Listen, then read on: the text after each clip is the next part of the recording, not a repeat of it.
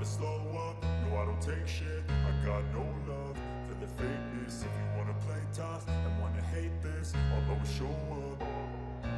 I don't ever slow up, no I don't take shit. I got no love for the fakeness. If you wanna play tough and wanna hate this, I'll always show up and make a statement. I don't ever slow up, no I don't take shit. I got no love for the fakeness. If you wanna play tough and wanna hate this, I'll always show up and make a statement. Everything.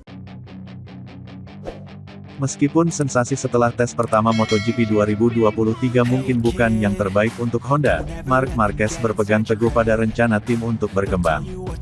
Dalam sesi di Sepang, Honda masih tertinggal dari para persaingnya, langkah maju pabrikan berlogo sayap tunggal masih jauh di bawah ekspektasi. Para pembalap tak bisa menyembunyikan kekhawatiran, dengan 1 bulan tersisa untuk tes berikutnya di Portimao dan sedikit lagi untuk balapan pertama, Grand Prix Portugal. Motorsport.com Spanyol berhasil mewawancarai Marquez dalam presentasi film dokumenter Prime Video, Marc Marquez All In. Juara dunia MotoGP 6 kali mengaku sudah bisa memperkirakan hasilnya dalam tes kurang memuaskan. Namun, ia memberikan waktu untuk Honda mengembangkan RC213V kompetitif.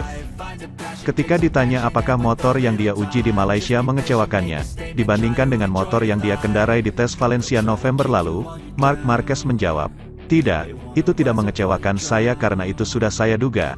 Kami telah melakukan tes di Sepang dengan sangat berbeda dari pabrikan lain. Mengapa? Karena ada perubahan struktural, perubahan besar di Honda, dan itu berarti akan ada masa transisi dan itu bisa dimengerti."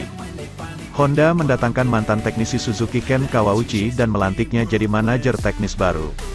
Perubahan ini diharapkan bisa mengembalikan mereka ke jalur yang tepat. Rider yang baru memasuki usia kepala 3 mengakui telah kehilangan arah di pabrikan Jepang selama cederanya. Dan yang terpenting, ketika Anda datang dari 2 musim seperti 2021 dan 2022 di mana pembalap utama mereka praktis tidak berada di lintasan dan mereka sedikit kehilangan arah, sekarang untuk menemukan jalan mereka lagi berarti melakukan tes Sepang, ia mengungkapkan. Ini bukan untuk mencari kesempurnaan, tapi mencari konsep, seperti misalnya kami menguji motor tanpa sayap. Dan itulah yang kami lihat, bahwa kemudian kami mencoba banyak hal lain. Hal-hal yang tidak masuk akal di tingkat berkendara, untuk melaju lebih cepat, tetapi masuk akal di tingkat teknis, ia menuturkan. Jadi Anda harus berkorban dalam aspek itu.